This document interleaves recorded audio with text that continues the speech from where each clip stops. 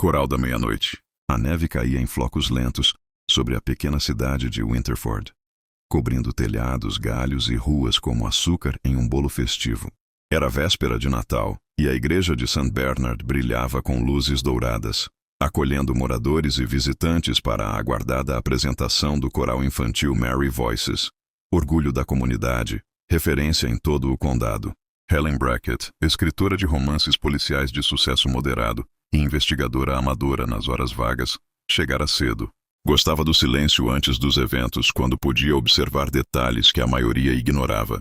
Sentou-se no terceiro banco à esquerda. Tirou as luvas e acomodou seu caderno de anotações no colo, como se fosse apenas mais um acessório da noite. A apresentação deveria começar às 8. Às 8:05, o murmúrio inquieto do público já se misturava ao tilintar distante dos sinos da torre. As cortinas permaneciam fechadas. As crianças não surgiam. E então, de repente, a porta lateral dos bastidores se abriu.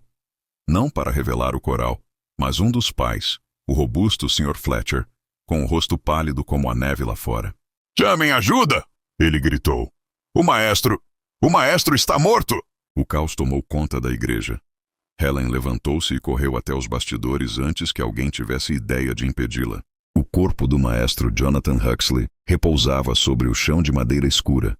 De lado, uma das mãos próxima ao peito como se tentasse agarrar algo no ar. Ao lado dele, o relógio de bolso prateado marcava 11:47 da noite, embora o relógio da igreja marcasse 8:12. Era impossível ignorar o detalhe mais estranho. A porta que dava acesso ao corredor estava trancada por dentro. O sargento Lionel Rook, policial local, chegou minutos depois, ofegante. "Trancada por dentro?" repetiu testando a maçaneta. "Ninguém poderia entrar ou sair." Helen respondeu com naturalidade.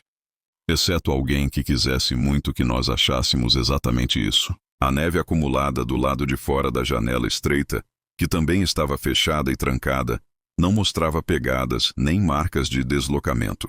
O lugar era um quarto perfeito trancado, um enigma digno dos velhos clássicos. Os suspeitos. As crianças do coral aguardavam na sacristia, algumas chorando, outras em silêncio perturbador. Helen pediu permissão ao sargento para observá-las. Ele aceitou, aliviado em dividir o peso da situação. Lá encontrou 1. Clara Huxley, 12 anos, filha do maestro. Olhar firme demais para a idade. Expressão de quem guardava muito mais do que dizia. 2. Peter Alcott, o aluno prodígio, favorito declarado do maestro. Nervoso, evitando contato visual. 3. Nora Fletcher, a menina cuja mãe vivia reclamando dos métodos rígidos do maestro. Entre os adultos estavam 1 a 4. Margaret Huxley, esposa do maestro, elegante, fria, visivelmente transtornada, mas não exatamente em luto. 5. O Dr. Everett Cole, médico e padrinho de algumas crianças, que foi quem constatou a morte rapidamente. Talvez rápido demais. 6. A Sra. Dina Morley, responsável administrativa do coral, sempre ressentida por não ser reconhecida pelo maestro. Todos tinham algum motivo para estar nos bastidores naquela noite.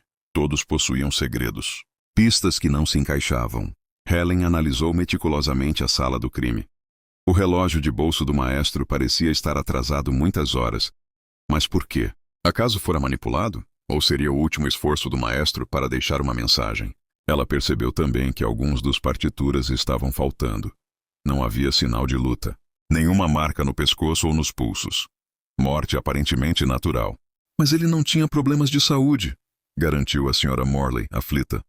Era rígido, mas saudável. Helen não comentou, embora tenha notado o detalhe mais perturbador. Um leve cheiro adocicado, quase imperceptível, que jamais deveria estar em um local frio como aquele. Algo no ar alertava para veneno. O sargento Rook, ainda perdido, perguntou. "Mas como o culpado saiu se a porta estava trancada?" Helen repetiu paciente. "Talvez não tenha saído. Talvez nunca tenha entrado, ou talvez..." Ela examinou as dobradiças. "Tenha contado com um truque mais simples do que parece. Truque de palco." Relações perigosas. Entrevistando as crianças, Helen percebeu que Clara, a filha, ressentia o pai por sua rigidez. Peter, o prodígio, havia discutido com o maestro naquela tarde. Nora testemunhara algo que não queria revelar. Ele estava conversando com alguém no pátio, mas não posso dizer quem. Entre os adultos, A senhora Huxley descobrira recentemente que o marido planejava dissolver o coral por excesso de pressão das famílias, o que destruiria o projeto que ela ajudara a construir. O Dr. Cole era o único com acesso ao medicamento digitoxina que poderia causar morte súbita se administrada em quantidade errada. A senhora Morley, a administradora, estava prestes a ser demitida por má gestão financeira, segredo que Helen descobriu ao observar discretamente seu nervosismo. Motivos havia de sobra, mas apenas um fazia sentido com o método, um veneno de ação lenta, colocado horas antes, quando o maestro ainda estava em casa. E quem esteve com ele? A virada. Helen pediu para examinar o casaco do maestro. No bolso interno, encontrou uma partitura dobrada com pressa, onde uma frase musical parecia ter sido sublinhada por um risco irregular. Não era apenas uma marca, era uma letra, M. M de quê? Morley, Margaret, Mary Voices? Ou Midnight, como no nome extraoficial da próxima música, Midnight Carol, que Clara havia composto secretamente e mostrado apenas ao pai. Quando confrontada, Clara cedeu. Ele ia revelar hoje que eu compus a música, mas alguém não gostou da ideia. Helen apertou os olhos. A jovem não mentia. A escritora voltou à sala do crime, observou a tranca novamente e então percebeu o truque. Uma linha fina de metal presa à parte interna da dobradiça, que podia ser puxada pela fresta inferior da porta até que ela travasse sozinha depois que a porta fosse empurrada. Um truque simples, porém eficaz para simular isolamento. A pergunta agora era, quem sabia do truque? Reunindo todos na igreja, entre vitrais gelados e velas prestes a apagar, Helen revelou. O maestro foi envenenado antes mesmo de chegar à igreja. A pessoa que o matou não entrou nos bastidores depois. Só precisava trancar a porta por fora usando este truque. Ela mostrou o fio metálico.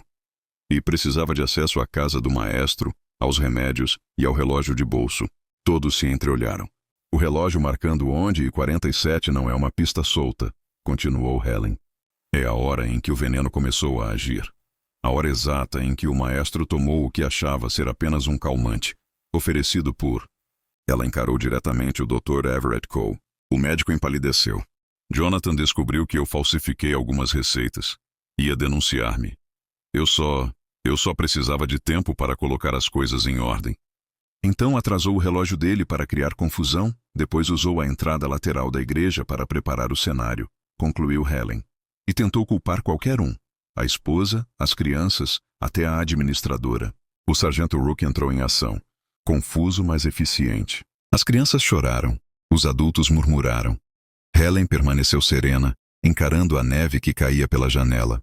No silêncio melancólico que veio depois da prisão do médico, Clara aproximou-se. Obrigada, disse a menina. Meu pai tinha muitos defeitos, mas não merecia isso. Helen sorriu, triste. A verdade raramente é confortável, especialmente no Natal.